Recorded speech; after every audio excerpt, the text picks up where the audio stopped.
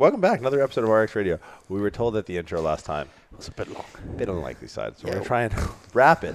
What do we have here? Oh, my goodness. Product placement. Huzzah! Look at that. I feel like Billy Mays. But wait, there's more. Huge shout-out sponsors, HE Muscle at hemuscle.com.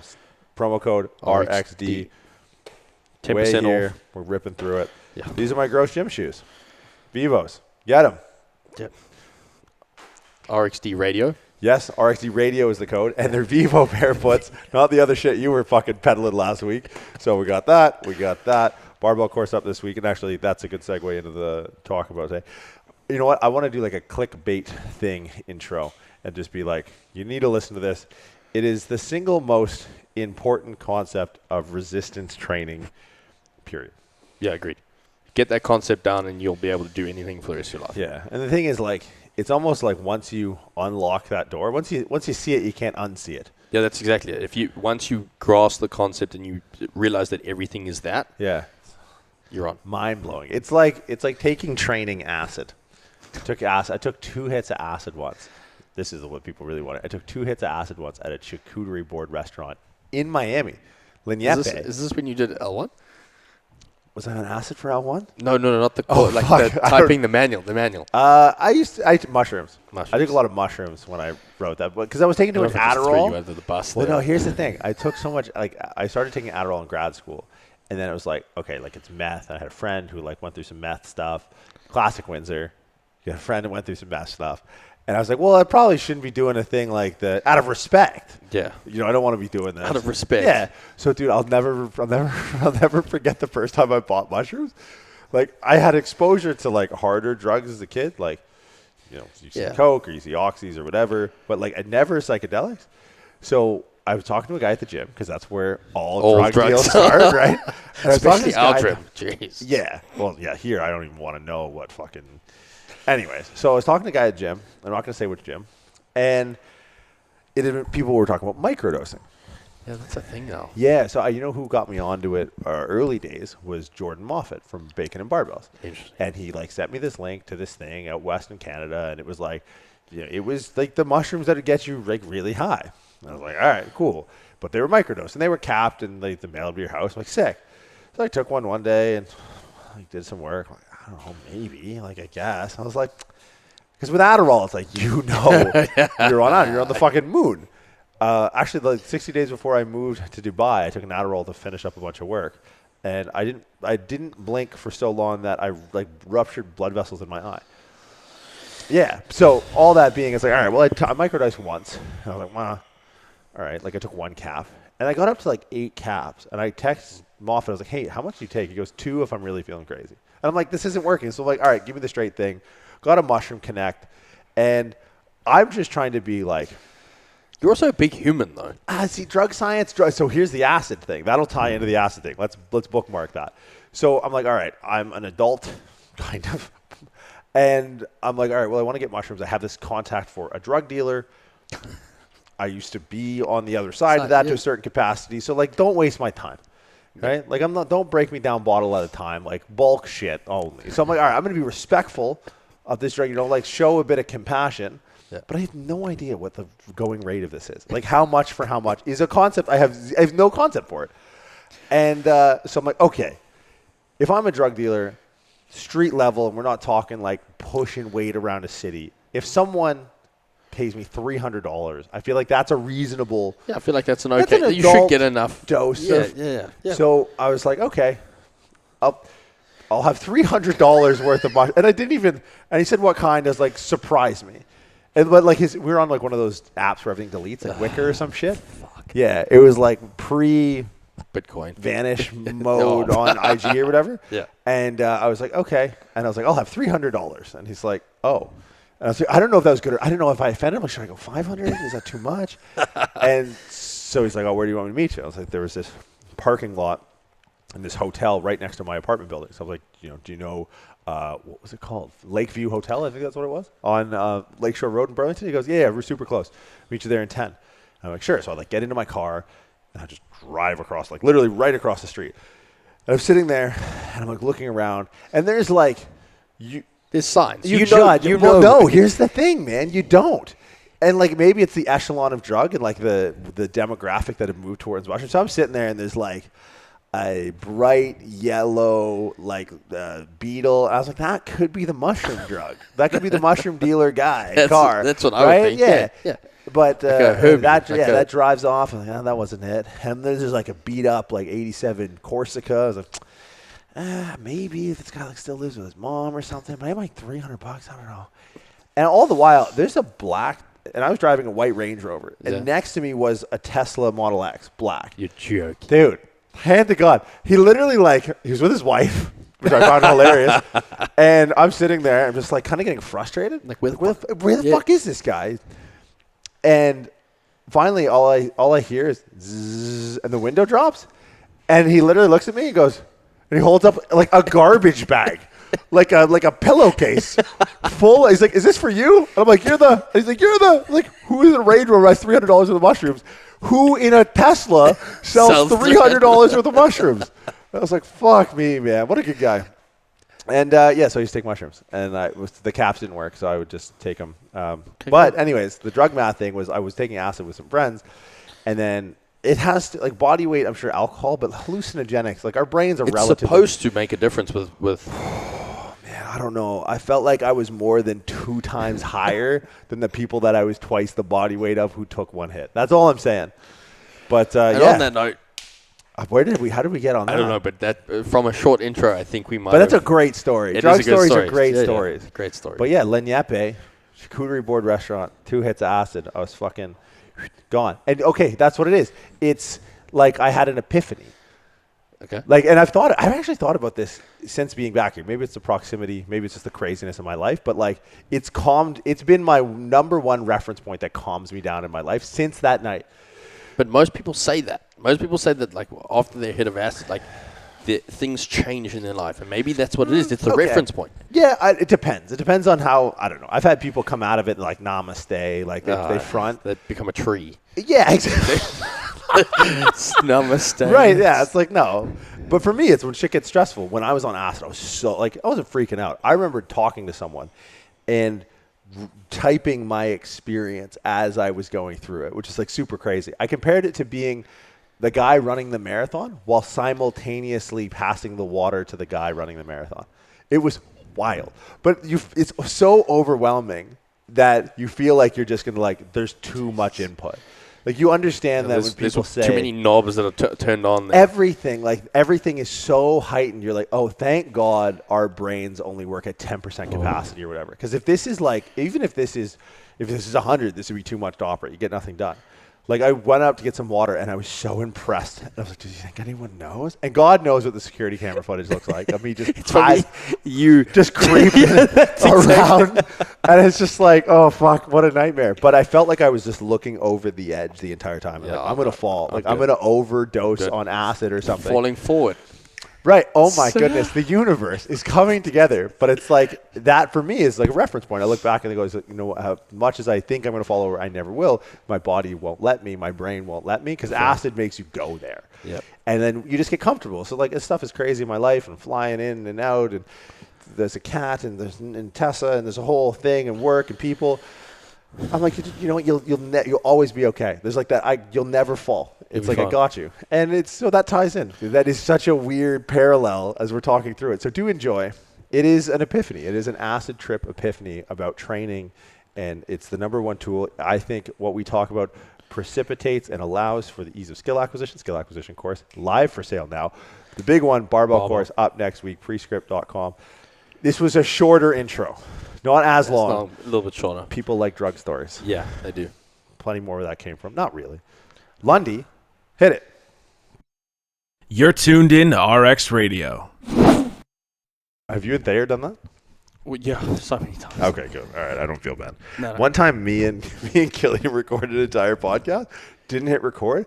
I hit record at the end haphazardly, but then obviously it wasn't recording. Then I hit the record button, and it started recording. And we sat down and just talked shit for 20 minutes. And then I realized that it was the thing. And we just put it out as an episode. Yeah. No intro, no nothing. We had a complete episode that leading into it. And we just completely scrapped it. And we just released the 20 minutes of us talking shit. Yeah, but the beauty of that is us talking shit is generally the podcast, because what we would say on the podcast is what we would say in real life. Yeah, there's no facade and like, that's really nice. let's put our podcast face on and do our shit. Like, no, like this is it. It's the hallway conversations. It's now we've just got something where we have to plug it in. Yeah. It would be cool if we could just walk around with it.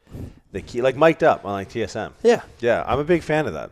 Although I feel like, and this is the thing with athletes, I feel like they might be putting it on because they're mic'd up. Yeah, I feel like as soon as they know that the mic's on, they kind of like add a little bit of extra flair. Yeah. Like I wonder if, because Gary Vee's always got a camera guy on him at all times. Yeah. Like I wonder if Gary Vee just gets home and it's like, Yeah, he just like takes that off. like maybe he's just got like a normal voice. Maybe he doesn't sound like Gilbert Godfrey at all. And it's just like, that's his pod. He literally sounds like Zazu. Like he's at one stage, at some stage, he's just going to be, that's it. He's going to live it. Like maybe that's how he started. Now that's just continued. It's like his voice. Like Yeah. when your parents like don't make that face, it'll get stuck forever or something. Yeah. I often think that about Greg Doucette. I was like, there's no way this guy just sounds like the Lucky Charms character in real life all the time. I honestly don't like. I've met him in passing at a few shows. He'd never remember this, and he'll never hear this or watch it. He'll never, but maybe. Yeah. And I'm like, I don't remember him ever sounding like that. He's changed. I mean, Well, yeah, he's got the Urus in the driveway. Good for him. No shade. I like that. People are like, oh, you've changed. I'm like, yeah, that's right. I can afford the sneakers I wanted for 20 years. Yeah, Big changes in my life. Big changes. We were walking down the hallway the other day, and I'm going to actually make sure this is recording. I think that there's a Venn diagram overlap between two opposing thought processes. One that says structure doesn't matter, and the other that says structure dictates function. And those two, they're dividing camps right now. Like I just saw a post from K-Star the other day, shout out Kelly, but I don't necessarily agree with it. One is about being able to squat toes forward. yeah. Right? And the squat in itself, I think, is something that it's variable, but not as variable as people might think. Like there's plenty of ways you can squat, but there's really only one way for a person to squat based off of how their structure indicates. And I think that is the wording that ties those two camps together. Because you had the one camp that's like, hey, Stu McGill, I think, researched cadaver studies and was basically like, look, if you're Scottish, forget about it. If you're Asian, party on, Garth. Like it's a whole thing. But I think if we look at the structure-function relationship and we don't go down the rabbit hole of structure dictates function, but rather structure indicates function, and if we throw in one more extra component that I think is what precipitates motor learning, then you're pretty much left with, if you put those two things together, the idea that structure can indicate function, and if we understand this key concept, I think at least for our barbell movements, the squat and the deadlift, the amount of efficiency we can get, the amount of learning we can get done, how quickly we can learn these movements, and then as a corollary, how quickly we can load these movements exponentially quicker. And that concept is center of mass, which is something that I don't think a lot of people truly understand. What does that mean when it comes to lifting weights? Yeah, but I don't think it's never been spoken about. It's not a concept that has been... It's a concept that we live on a daily basis and that we incorporate on a daily basis in everything, but it's not something that's always talked about. It's never been talked about. Right. So we've seen the response to, showing or subjecting people to what center of mass can do from loadability, from like rehab, from strength-based athletes. We start indoctrinating them into that and that concept behind it, and they're suddenly like, oh shit, this makes so much sense. And it kind of like, it's the missing piece. It's that little chunk in the middle between the two circles of like, oh, this is actually what matters. Yeah, because I had an interesting conversation the other day. I was put in touch with, I'm not going to say gender, so that'll give it away, maybe. And it was about backwards walking. And it was through this PR firm that we work with, I don't know the fucking difference. Publicist? A publicist? I feel like does one. I think it's a PR firm. Right for you, and then, or I think a PR firm has a publicist. Right. Okay. So I think it's a job title within. Firm. Yes. So I got introduced to this PR firm that we're working with, and through that, I was connected kind of peripherally to someone who was writing an article for the Washington Post. I'm like, sick, Washington Post. That's rad. My parents would be very proud. And up till now, I've been sleeping on a mattress on the floor. I'm 32 years old. Still doing it. Right. So I was like, okay, sick, what an opportunity. But like immediately walking backwards, we know where this comes from. Yeah. Right? The Rogan episode with knees over toes guy, and great. But it's like understanding the mechanism behind the knees over toes ethos, I think is often lost. Like, we use the analogy on the previous podcast that we didn't record that you'll never hear about the most efficient way to put a hole through a wall. Yeah. Right. And understanding what is the collateral that comes with some ways versus others. So here we have someone, who potentially is going to write an article about walking backwards and its benefits in the brain and a couple of research studies without being able to zoom out enough and be like, well, what is the actual mechanism at play? What is lighting up these different areas of the brain? What is, in her own anecdotal experience, alleviating her knee pain? And I think it's solely like that mechanism is understanding that we are creating awareness, maybe even, and I think this is where just the walking backwards as a general exercise prescription. That's why I think one of the issues is because we can calibrate for where center of mass is in the beginning and where it needs to go and how much we dose an exercise. And not even to mention, like, this was kind of my big sticking point with our firm was like, don't write this article because people will die. Yeah. Right? So, well, I think, and you're going to, like, because we know the story, to a certain extent, it's like, I just think base of skull fracture. Yeah. And I've seen it. So when I was at Stanford University way back in the day, I did personal training, and the program hadn't really initiated yet. They had 200 people on a wait list, and I was the first trainer in. So I was doing some strength coach work at the time, and then I was working in my practice at Boss Barbell, working in my practice at CSA. Jay and I were starting Prescript and RX Radio. So I was like, okay, I'm going to take on like 5 or 6 clients.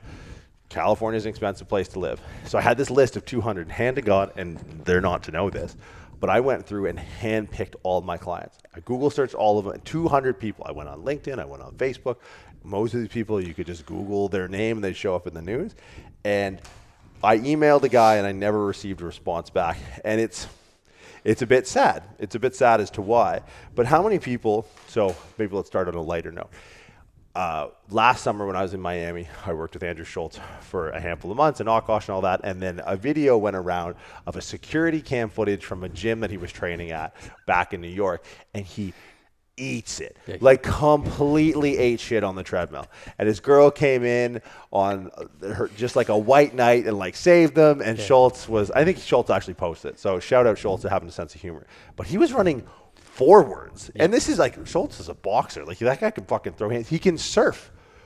Sorry. Oh, dude, watch. Yeah. So he's more athletic than he looks. I just no shade thrown at all, but I mean you just. Guy looks like a melted gummy bear. He's got to tighten it up a bit. I wouldn't go with a noodle. Yeah, but al dente. He's al dente Schultz. God love him. We'll see him in New York in a few weeks. But here's a guy running forward who athletic, right?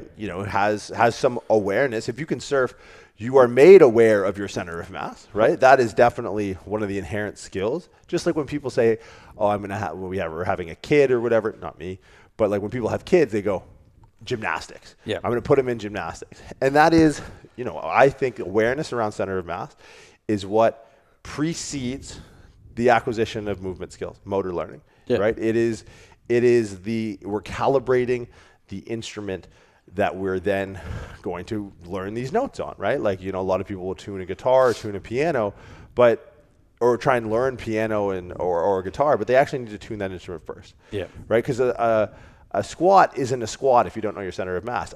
A middle C on a grand piano isn't a middle C if it's tuned. Yeah. Right? That could be an F sharp. That key could be an F sharp. That squat could actually be a deadlift if you don't know where your center of mass is. Yeah. Somehow we've redone this podcast in 10 minutes and we're completely different. I feel like it's better. We should stop and not record any of our podcasts first. See, but so I think adding to that, those, more about guitars than I do, the little tuning thingy, because I think that's a really cool concept from the perspective then going into the strength and kind of the non-strength athlete from that side. So I don't know what that thing is called. It's called a tuner. Cool. We'll go with it doesn't tuner. need any more complicated name. With pretty much like the red light, green light. Yeah, red light, green light from that side. And you were explaining how, like if you're not on the note, it goes to one side, and if you are on the note, it kind of like it levels out. I think of it as like a spirit level, similar concept.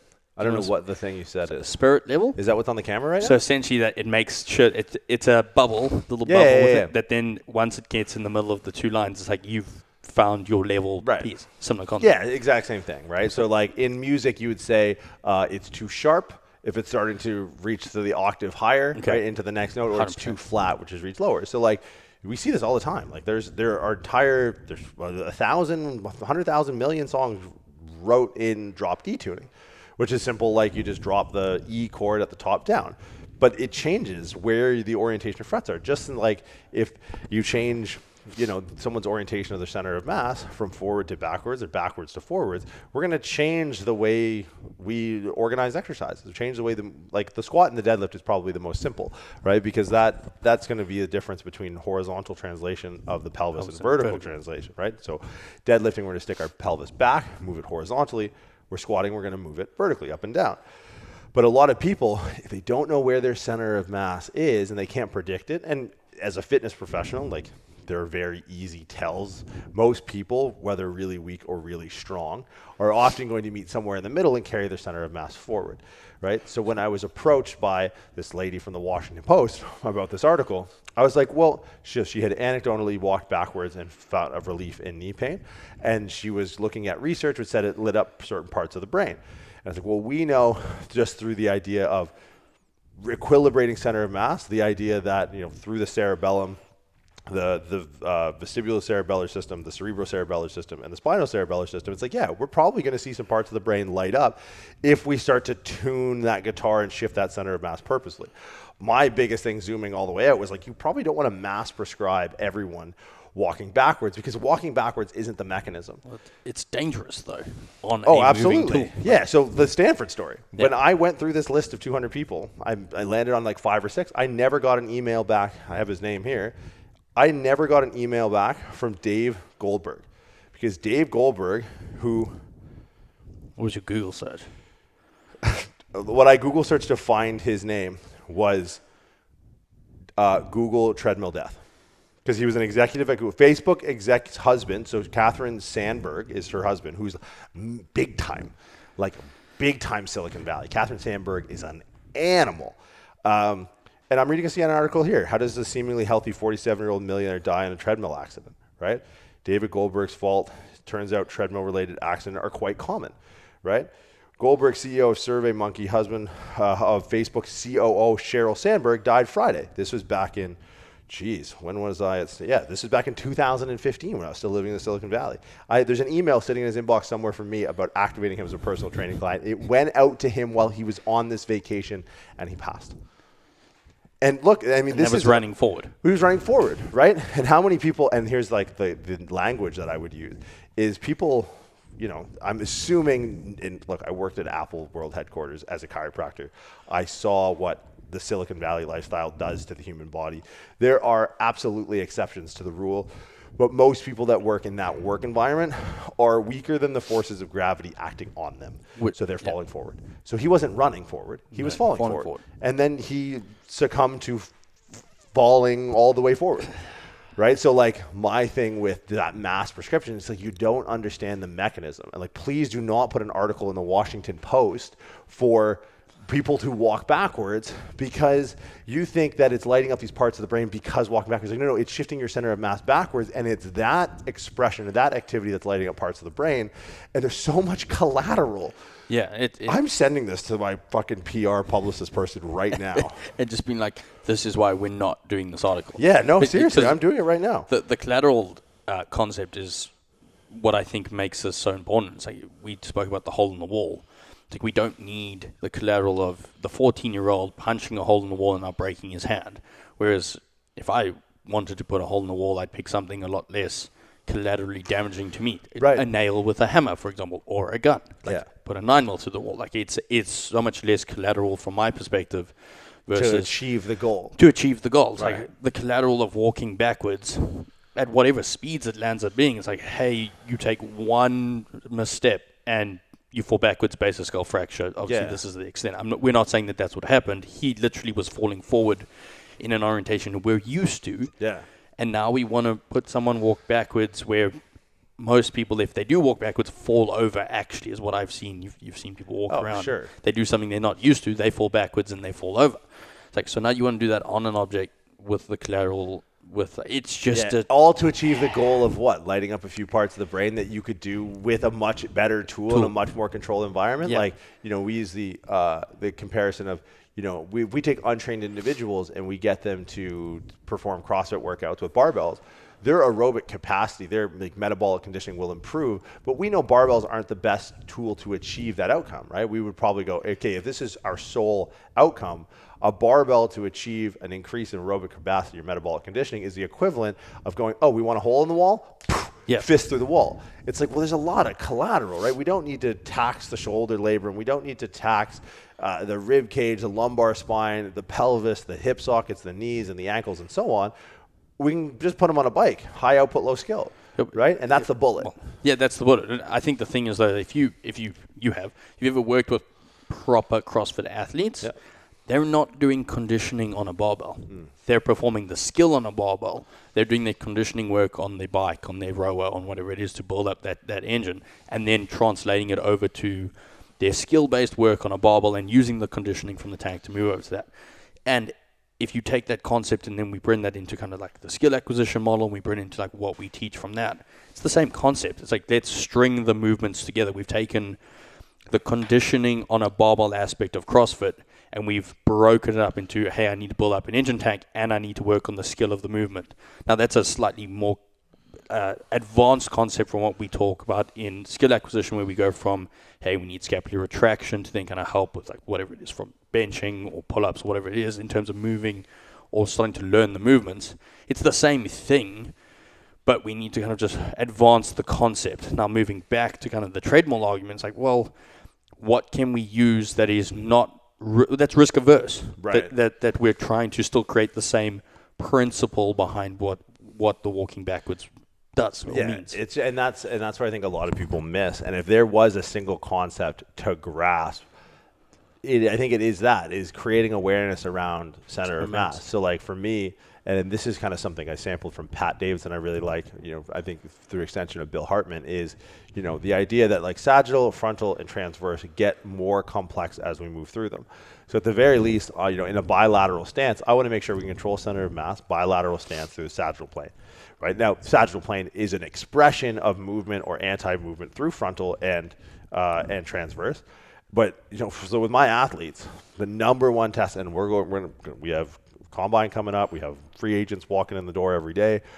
The two things I want to see is, and that I can assess for, is what is their bias towards carrying the center of mass. Now, I know this going in, but we see a few anomalies here and there, like big, strong football players are going to carry their center of mass forward. Their whole game lives on their toes, right? They're not ever on their heels, so their center of mass is going to be forward for the most part. And I want to confirm this because there's some guys, my boy Matt, 3 years in Carolina, big, solid dude. He can squat ass to grass, no heels elevation, no problem.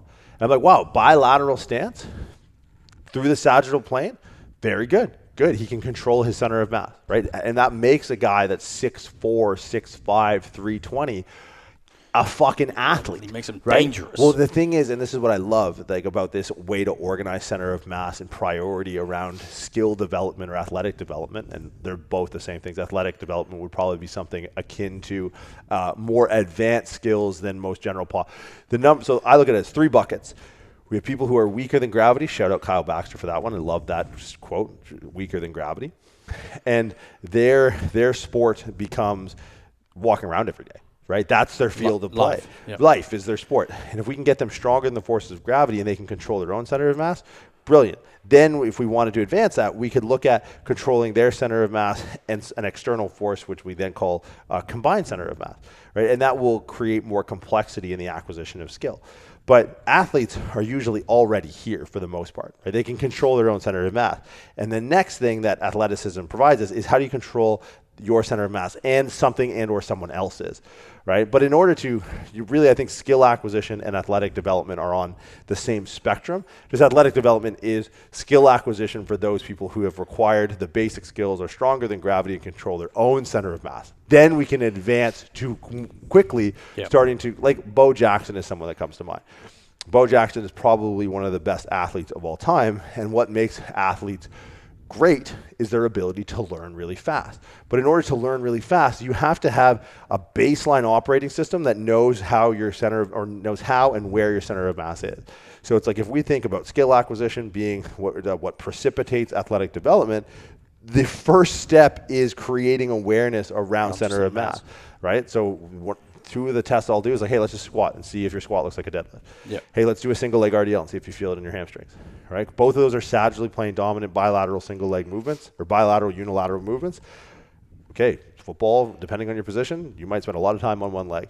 And if you're just constantly loading into the hamstring or the hip, because you can't go from sagittal to frontal or even frontal to transverse, we need to break you out of that because we need to push your center of mass backwards. So that's an assessment tool that I'll use. It's those two exercises. But you know what the beauty of that, though, is like you're not assessing a squat to squat.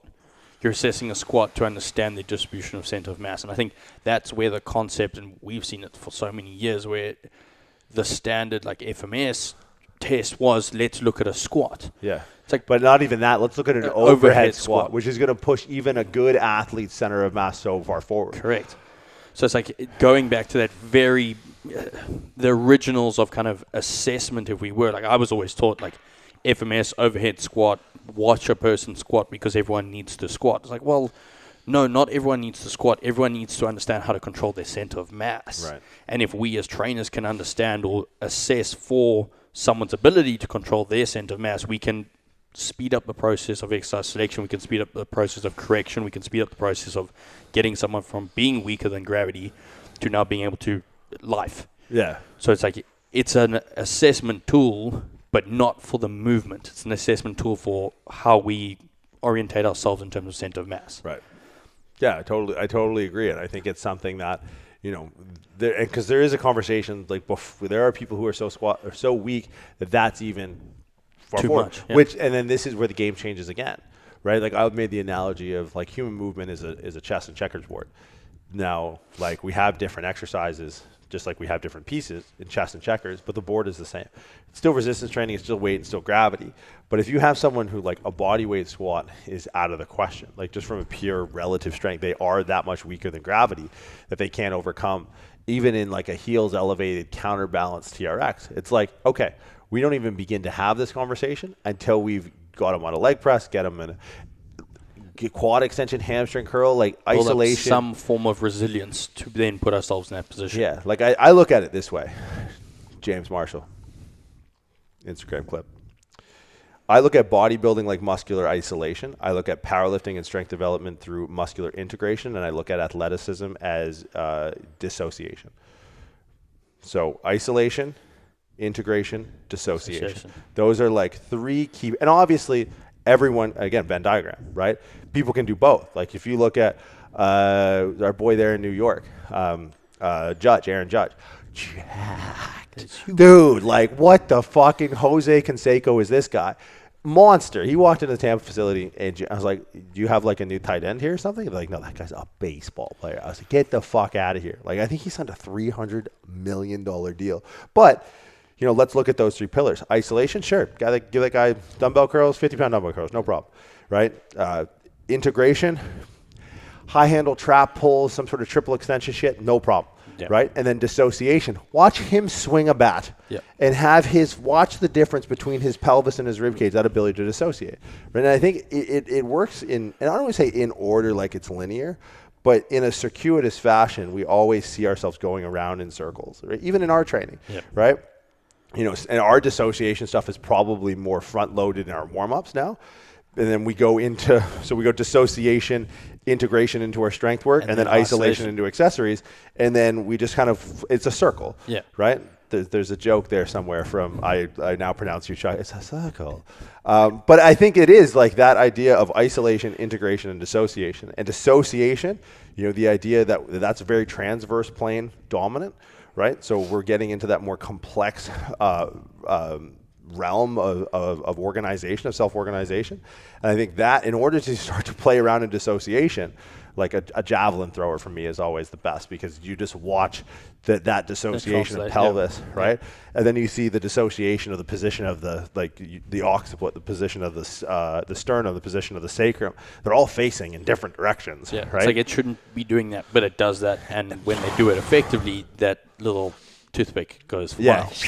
Yeah. So I think that's, you know, when we look at onboarding someone, and not even onboarding someone like a new client with a young training age, it's something that I check in on every single time I train, right? Like we're constantly putting stuff over our head. We're constantly putting ourselves in one leg because it's like, well, how am I carrying? Because if I sat for however many hours on a plane and then I go to squat, this is just tuning, right? It's tuning in the sense that if I leave my guitar, classic example, it's fucking Miami, humidity crazy. If I leave my guitar like in the back of the truck and I take it out, it'll have changed. The strings will have changed. It'll be flat or it'll be sharp, depending. Probably be flat because things would just be like telephone poles. We're looking outside right now, probably 85 degrees. The lights or the wires between telephone poles, if you live somewhere in the south of the United States or warmer climates, you'll see that in the dead of summer, those dog days of summer, they're hanging down. But then as winter kind of comes around and the temperature gets colder, you see those start to tighten up. Guitar strings are the same. Our body is the same, right? It's like warming up. Maybe that's a new like buzzword. All right, here's guaranteed within 6 months, tuning is going to be the new warm-up fucking lingo. You heard it here first. Tuning. Get tuned. Tune up. Tune up. I mean, we could trademark it and just make like a new program. Like that's going to matter? Series. Like that's going to, like people are going to rip that off anyhow? You know what shit we fucking trademark that people rip off? Doesn't matter. We have great lawyers, so watch yourself. Yeah. But yeah, like I look at it that way. Right? People love shitting on warming up. They love it. Yeah. And those people are usually weak and don't train real athletes. Yeah, well, and they can't express any amount of force. It's like, and that's what I think. Like that's why I love the barbell course so much. I know that's shameless plug. Shameless plug. Barbell course, sign up now. But that's why I love the barbell course because we went through learning how to get strong, and like the regressions and progressions of the actual barbell movements, but then how to integrate like our warm-up sequences, how to integrate actually our center of mass distribution and like the progression from the counterbalance squat and up into each one of these movements to create an effective and efficient means to applied force and actually express force is the word I'm fucking looking for. Like it's a barbell. It's supposed to be loaded. It's supposed to be, that's the wall the bullet's supposed to go through. Correct. That's the wall the bullet's supposed to go through. It's like it's supposed to be heavy. It's supposed to be used in that means. It's not the conditioning tool. Right. But if your calibration isn't right or that tuning isn't done in the very beginning, we can't actually use that means effectively is how I kind of look at it. And that's what the course was so effective at doing for me. Yeah, I mean, it just creates index of exercises, and at the top of every index, like I use a phone book analogy. It's like if I imagine the phone book didn't have white and yellow pages, and you had like the Wilsons versus Wilson's fucking kitchen supply store. You'd be like, fuck, this is super annoying. Can you get the businesses away from people? Boom, done. Yellow pages, white pages, great. And then if you went to the yellow pages and you're like, well, I don't need Wilson's automotive next to Wilson's florist. It's like, fuck, okay, subdivide by florist. Right, so if we think of exercises, especially like in organizing priority of movements or even from an assessment standpoint, it's like center of mass should be real high on that list, and you should be able to, for those people who carry their center of mass backwards, know how do we load them on one leg and two legs to push your center of mass forward. And then probably more commonly what you'll see is, especially in the personal training space, you're probably going to see people carry the center of mass forward. How can we with both legs and two legs start to push their center of mass back, only to then start to push their center of mass forward and they can control it. Like, don't get me wrong. When Matty walks in at 3+ bills and 6'4", his center of mass is still forward. But when I go to ask him to do a squat, he can self-organize and control his center of mass in his base of support, which is the fundamental to stability, which is the fundamental to go fuck yourself to anyone who doesn't like the word stability. Does that just... Yeah, but... That's the clip. That's the clip right there. No, James, that's not the clip. Don't put that on Instagram. I want this kind of shade to be exclusively held to the podcast. So those who listen and be like, I know exactly what he thinks. I can't play knife games, but it's just like, look, it's stability is center of mass and base of support, right? And it's not the one just solely by itself. And I think that's it's context behind everything that people miss from that side. And when we think about unilateral and bilateral patterns and trying to find that center of mass over the base of support, what I think about those two components when they come together is I actually think about that calibration tool, right? And we have so many systems, and they're all cerebellar. Well, they're not all cerebellar, but I look at the cerebellar subsystems, and I think about vestibular cerebral and spinal cerebellar system feeding into this internal motion capture. And I think as we start to maybe shift too far forward and feel our hamstring or start to feel unstable as our center of mass moves outside our base support, we use things like Golgi tendon organ reflexes. We use things like skin stretch receptors or Pacinian corpuscles or Merkel's disc. We use all of these inputs, just like the little red lights on either side of the green. And those are really useful because those red lights illuminate back up into our brain and go, this is where your body is, right? And the movement is going to do that. And it allows us to accumulate more. Because here's the thing. You know what I can do with a guitar after 20 years of playing? I can tune it by ear. Yeah, but that you can pick up exactly what you're looking for. Yeah. And I can just get it to resonate. Yeah. And guess what? I can get, for me and for Matt and for the athletes I work with, I can give them these tools, these constraints, and they can resonate within their center mass within their own base support quickly because they intuitively have been in these positions with these reverberations of center mass too far forward or lateral or in a rotational plane. And they can be like, oh, okay, I need to get it to a point. And they don't know exactly what it is, but they can learn really quickly because they know how they have to be able to get to this balanced position. It's what makes them efficient, right? It's what allows them to conserve energy. It's what allows them to play, fucking four quarters. It allows them to play every Sunday, every Thursday, whatever, is that efficiency. And good athletes know it intuitively, right? We talk about Bo Jackson. The reason he's able to go from baseball to football and back and probably a fucking decathlon or whatever you want to do is because he intuitively knows that, right?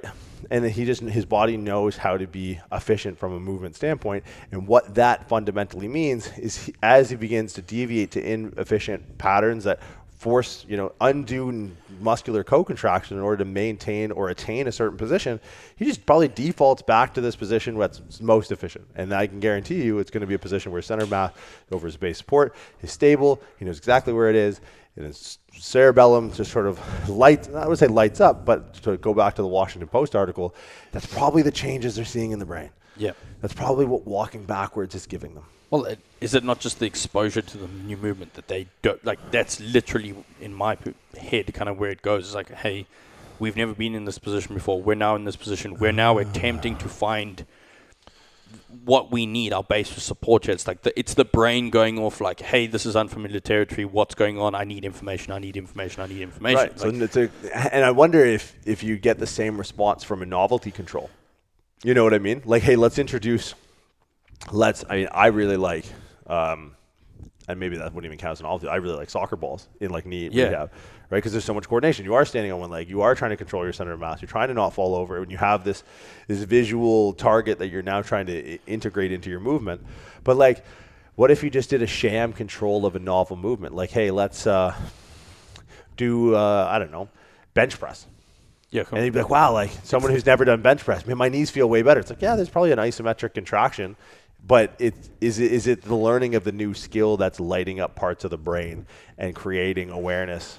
Or is it, I highly, highly, highly doubt there's something mystic and magical about walking. It's so funny. Me and Kyle Dobbs, a year and a half ago, we were chatting shit on a podcast. And I think he asked me the question, like, what do you think the next fitness trend will be? And I think I said walking backwards. Yeah, I think you did say walking backwards. And it's just like, here I am fucking a year and a half later talking some lady from the Washington Post off a bridge to try and make sure, like, and I even told the guy, I'm like, look, bloods, don't cite me in the article because I don't want the blood on my hands. Yep. I'm going to send our PR guy, Ethan, that CNN article I was reading about Dave Goldberg. This is why we're not going to be doing this. Yeah.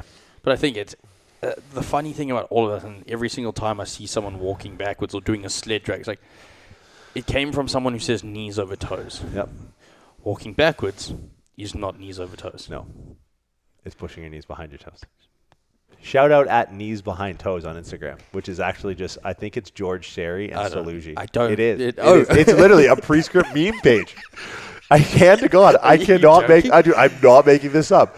I said it on a level 2 lecture. I'm like, someone please, for the love of God, make a Knees Behind Toes. And it's there. Knees. Of course, it's Saluji. I really hope Instagram took it down because I think they've Knees Behind Toes guy. Okay, no, they took it down and someone else took it. Knees Behind Butt guy. Nope, that's not it. That's okay. A hard no. All right, looks like they lost it and some guy picked it up. Knees Behind Toes guy. Marcus Fisher took it up. Shout out Marcus Fisher, whoever you are, for making that happen. But yeah, it's, and here is, the branding of knees over toes is great, but when he really digs down to the things that are effective, it's knees behind toes. And now here's it's center of mass behind that's changing. Right. My thing with knees over toes, guys, I don't think that. So here's what I think. I think the mechanism of correction in his cases are twofold. And they come back to our conversation about the really strong and the really weak. Yeah. If we're replacing a very loadable exercise for the really strong with an underloaded exercise like some sissy squat, whatever, deep lunge, just inherently based off range of motion, underloaded, the benefit of that exercise is the notes he's not playing, right? It's the old Lisa Simpson and bleeding gums Murphy thing. It's like, okay, that exercise could be good for the knees, stretching, blood flow, whatever, but it's potentially just not detrimental like another heavy loaded knee extension exercise, right? That is going to further push their center of mass forward and forward and forward. And then when you take, so that's one side, knees over toes for, a very strong athletes that experience knee pain. And there's so much context that would need to be on a case-by-case basis, but let's just leave that there for now.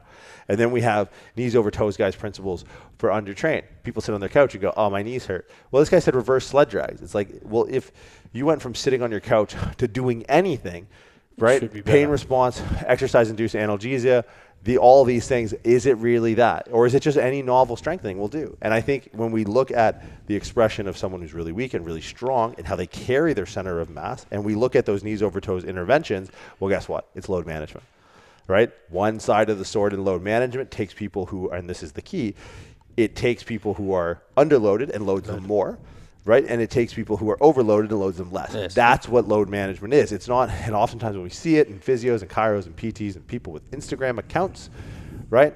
They all go on and be like, oh, load management. Here's the most regressed version of everything. It's like, that's not how we do it. But regressed version for people who are stronger, who need to peel back and minimize stress to manage the load of everything else they're doing, right? The sport they're playing, the intensity that they're playing at, the velocity, the duration over chronological time that they've been doing it for. Yeah, maybe an underloaded body weight is the load management move to pull it back.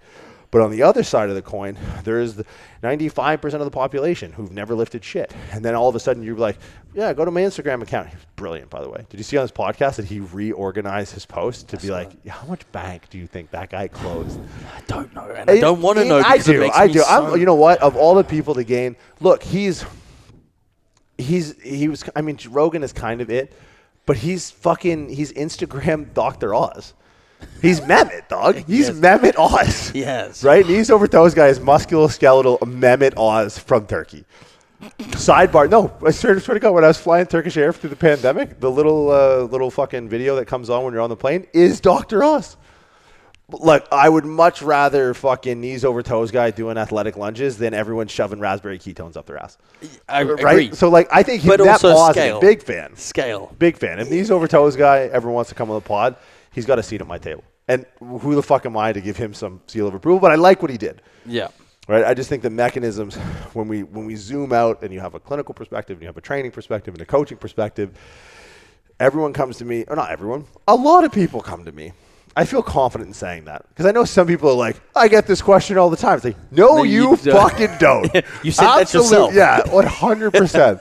The old the anonymous questionnaire thing is just like, it's not anonymous. I know exactly who asked the question. It was you, motherfucker. How many coaching spots do you have available? 2, but they're going fast. Go fuck yourself. And 5 minutes later, 1 remaining. Yeah, funny how that works. Yeah. Building urgency. Yeah. But no, I think it's to understand the deeper mechanisms of load management. It's what we talk about all the time. It's what we talk about in the barbell course. It's like, you need to be able to create progressions and regressions and depending on what your subcategories, well, maybe it's complexity, right? Maybe it's loadability. And guess what? Those usually go hand in hand. Complexity, loadability, anterior center of mass versus posterior center of mass, how to do it on both legs, how to do it on one leg. Understanding how to make someone aware of their center of mass, right? Put, in this case, a lower body training, center of mass over midfoot. Right, the center of mass is the sum of all forces acting in and on the body. Right, it is the aggregation of those forces in and on the body. And if you can get that over your base support, that's home base. Yeah. Now go play sports. Now go fucking lift weights. Well, now you can start touching on the realms of these other spectrums. You can take it to the edge of the borders on one side and then come back to the other side. And as long as you key, always come back. Right. Like I think of the dissociation thing. I tell this to my football players all the time, like why we take these guys that are stuck in extension, because that's not useful dissociation. No. Dissociation, walking into the gym with ribcage flared, that's not good. We want it like a bear trap, not a slinky, right? Rib cage and pelvis should be like a bear trap that snaps back down. Yeah. Right. And now some guys live there, right? Eric Stokes, defensive end out of Green Bay, stacked, narrow, fast. This kid ran a fucking 10-3 with 2 torn hamstrings after 4 years of college football coming out of Georgia. Monster. Then went to the fucking combine a year later and ran a 4.23. One of the fastest power to weight ratio. I don't know if I've ever seen anyone nastier off the start than Stokes. But here's a guy that stays stacked. Yep. Right? So it's like, okay, we can afford now to load him. 190 pounds, 6'3", fairly slight. And guess what? I'm going to put a bar on his back. And he's going to respond to that. Because his natural state is, right, this bear-trapped rib cage over pelvis. So I want to train him how to dissociate, create concentric, erectors and extensors in the spine, so that maybe he finds himself, his DBs or defensive ends are always forward, right? They're walking backwards. Go figure. Their center of mass is always falling backwards. Oh my God, it's like the shit fucking makes sense. And then they're running down the field with someone in front of them. Then they sidestep, laterally move, and they're trying to block the pass. So with him, it's like, okay, I don't want to repeat that shape on the field. I don't give him the counterbalance of the goblet. I look at him, go, structure indicates function.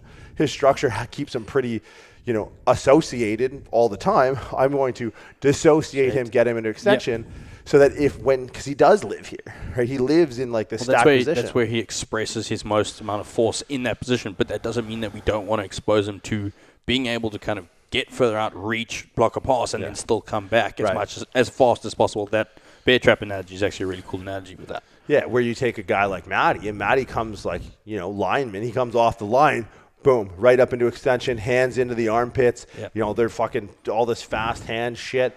But it's like, okay, that's great. We're going to train him here, right? We need to be able to pull those ribs down so that as he comes up into extension, he's not the slinky that just like a jack in the box. Yeah. He's the bear trap. He's eccentrically loading pelvis to ribs. And that way he's not opening up, he's slowly relaxing that close down. Yeah. Right? So that's just... And it'll be fun. You'll see that happen, and the amount of force production that will occur will like multiply. Right. From that. It's all of a sudden you've got someone who can be in both positions, express force in both positions, and be resilient and come back to home base like this, and he's a fucking animal. Because all the energy he was wasting trying to get back, he knows the way back. Correct. Right? He knows that path of like, okay, like the scale thing that you were talking about, or what the fuck what was my example? The toner. The tuner on the guitar. He knows he can tune by ear. Yeah. Right? To stick with the analogy. Just like, you give Eddie Vedder a guitar and he can play like, oh, that's a bit flat. And it might be one red light off of green. Right? And he can get back real quick. I've seen guys tune their guitars mid-set. You watch a guitar player play in some outdoor stadium or something, they have it tuned in, and you can see maybe they run into another musician. Yeah. And they're playing, and as they're playing in their headphones, fucking 55,000 people, you literally see him go, oh shit, like my E string is flat. And he'll tune it while he's playing. Play a few notes, still flat, and not miss a beat. That's what athletes are. Yeah. Right? Because they don't waste energy. They're not inefficient in trying to maintain their center of mass. They can take all that and channel it into running a route, channeling it into blocking blocking. Right, exactly. And I just think it is the first step, and it's something that we cover ad nauseum in the barbell course, Prescript Barbell course, up now, pre-script.com. Big plug. But it's something that you just have to learn you need to learn how to teach. Right, and that's the hard part. You need to put people in positions to be successful, but allow them to understand and allow them to feel, right? And there's an art to coaching. And I think that's what I think art is something that makes you feel something, like regardless of what it is. Yeah, art of any discipline. I think it's understanding like when to put them in that position. If we're talking specifically like barbell movements, like understanding like what the regression or the progression needs at that time, to then expose them, to teach them how to organize their self or organize their center of mass is 90% of the time, but organize what's going on in that position to then correlate to come back to home base to express force down the line further. So we have to take that one step back to go 2 steps forward. Yeah. And that's what the barbell course does. That was the biggest thing that we've seen with everyone who comes out of the barbell course. It's one of our most popular courses. Why? Because everyone uses a fucking barbell. Yeah. Or everyone uses a pattern of squat, bench, and they're just kind of lost in how to progress and progress it. Because it's like we look at performance markers like overload, and if there's ever something that people tend to progressively overload objectively, that should probably be subjectively, overloaded from a qualitative standpoint or manipulated by a qualitative standpoint, it's those 3 patterns. Yeah. Right? People will start their clients off first day with it doing I feel in my hamstring. It's fine. It's like, no, it's not. They're when you start someone on a deadlift day 1 and they walk in, they're weaker than the forces of gravity acting on them, and you put them on a barbell, you're like fucking Leonidas 300 Spartan kicking them in the back as they're already falling over. That's what putting a barbell in front of them and shifting their center of mass forward does. Right? So I think it takes the pieces we already know and goes, right, here's the playbook. Yeah. Right? If the subjective feeling is this, the objective change is that. Right? If the subjective feeling is this, the objective change is that. Right? And so it allows you to just Rosetta Stone all the stuff your clients are telling you and allow you to just, it's so predictable. Yeah, well, like you look like a fucking magician. Yeah, you're suddenly just like, you're making moves like this. It's so much faster, so much more expedient in terms of the process. Like that, the barbell and falling forward analogy that comes to mind is the stripper pole deadlift. Right. Straight off the bat. That's it in its practical application. It's like your client comes in, you put them on the barbell, they go up and that arse fucking is collecting dollars on the way out. Right. It's like that, but that's it in real time. It's like, hey, they're falling forward. That's what that means. That's what like the falling forward means, and that's what the barbell course teaches you to pick up the application side of it. Like, what does it look like? Because we say falling forward, and most people don't understand what like falling forward is because that center of mass issue has not been spoken about in a principle or an applicable way that you can pick it up there and then. It's like, that's what that is. It's like, okay, cool. We need to understand that a barbell deadlift is not the right tool right there and then. It's too far of a progression. It's too far of our that's our, not our home base, but like that's our the goal. That's the goal. But we need a regression to then be able to get back to that goal. We have to take those 2 steps back to come back to produce the force of that position. Yeah, I think one of the things that understanding the center of mass, not even concept, the meta principle that precipitates all motor learning is it minimizes the amount of cues you have to go through. Right? And I think that's something that constrains an exercise so quick. Like, look, if you got to say more than 2 things in a set, it's a wrong exercise. Yeah. Right? And now, don't get me wrong. There's 2 conversations at play, and we talk about how to integrate barbell skill-based movements, progressions, and regressions with actual high output training. Right? Because one will, like we talked about before, that idea of integration or isolation, integration, and dissociation, those things work in a cyclical fashion. So when we're trying to teach a new client, like me and you, we could squat for output, no problem. Right? Like we could bench press for output, no problem. Right? So we need to focus on where are we going to, where we're integrating well, where are we going to isolate to support, and where are we going to sort of dissociate to manage load. But it's there. It's like they need to learn that. That's a skill they need to learn. Yeah, right? They haven't earned the right to go through the to reorder the order of kind of that integration, isolation, right, and disassociation, or isolation, integration, dissociation. Yeah, they still need to treat that as a skill that they practice. But I think one of the things that gets lost in training is doing too much practice. Yeah. Right? People are coming to you for an objective goal. They want to look better without clothes on. So it's like, all right, let's practice a skill frequently. Just like when I started playing guitar. Lundy, shout out Kyle Lundy, a.k.a. Lunderjack Productions, who's going to put this podcast together in about 20 minutes. He's going to hate me for it. He taught me how to play guitar, and we played for like 20, 30 minutes a day. For like years. Lundy would come over after school, we'd play for a bit, and we'd go fucking ride bikes or whatever we did. Yeah. Right? And that's how I learned. And, if I would ever take a day where I'd play for 8 hours, I wouldn't play for like 4 or 5 days after. I would probably accumulate more if I just spread it out. So it's like, boom, if we start to learn how the concept of center of mass sort of precedes the acquisition of skills, and skills should be looked at through the lens of motor learning, or even learning generally, like through just like a pedagogy standpoint, not even a weight training standpoint.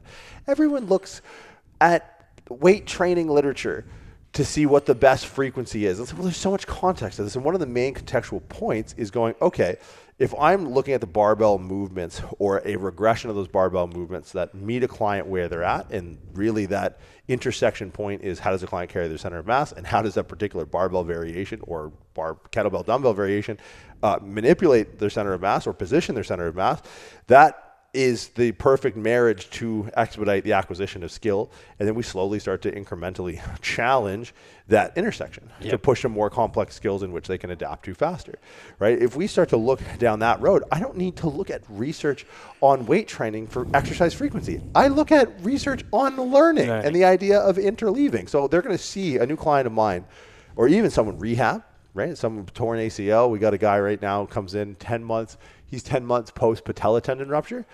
There's a lot of skill involved. So he's going to see these repetitive patterns 5-6 days a week. Just like I saw guitar 5-6 days a week.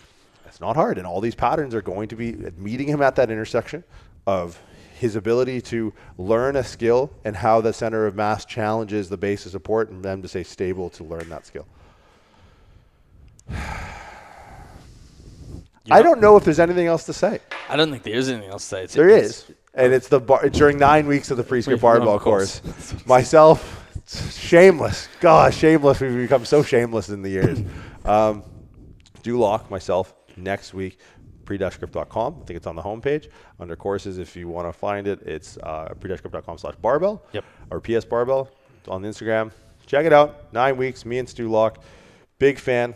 One of our, if other than the L1 and programming was massive. I think it's one of our oldest courses. I think. It's a second course that got released. It's comes with a new manual. Very excited about that. New manual. That's the biggest. That's the pre-script barbell manual is bigger than the pre-script level 1 manual. Yeah. It's longer, has more.